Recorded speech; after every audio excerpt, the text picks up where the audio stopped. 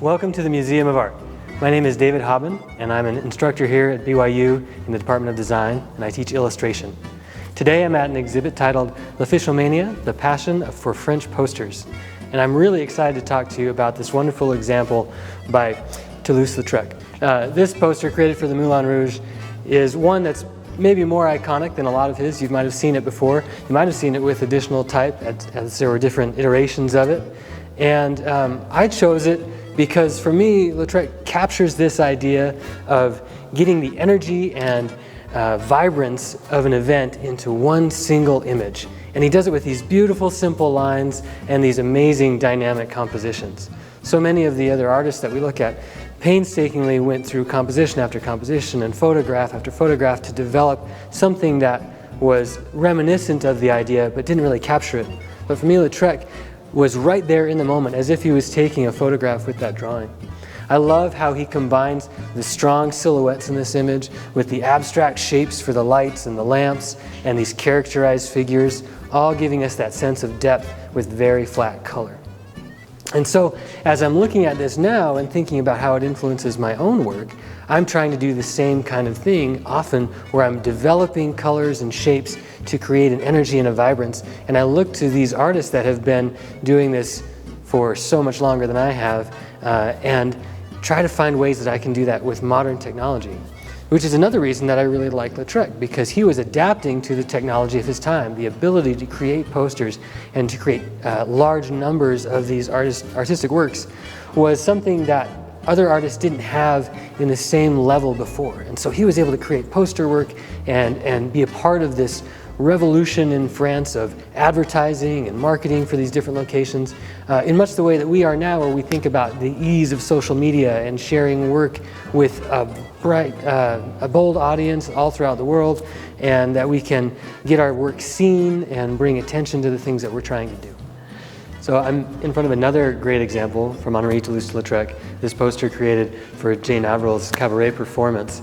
And one of the things that I think is really interesting for me as an illustrator about this particular poster is this extreme perspective that he's pushing in a flat space to get a really kind of unusual composition. You can see here the head of the upright bass, the player down here close. We're right in that pit area, right there with the musician, and then looking out toward the performer herself. Once again, a performer that's drawn with really direct honesty. There wasn't a lot of effort here to try to make her something that she wasn't. It was there to depict who she really was, which was something I also really liked about Lautrec's work, is that he was very honest in his portrayal, even as he was pushing design and color boundaries with it. There's a lot of background information that you can find as far as his work for Jane Avril and as far as kind of what he was trying to do with the overall look and feel and where his influences were. But for me, what will always stick out is that sense of him pushing this kind of rough edge version of all of those different influences. That you can look and see the hairs on the knuckles of the player. You can see the rough edges in the print of the border, that it wasn't as refined as some of the other ones you might see in the exhibit, like the mucas, for instance, that are so painstakingly exact. Whereas in this, Lautrec was just letting that energy fly from his own artwork. And then it was reproduced, of course, in mass, and we can see that same kind of energy replicated with that lithography. So there's a difference here. It's almost like we're seeing what other artists might call a sketch or a sketchbook work, and he's presenting that to the world as this is part of it.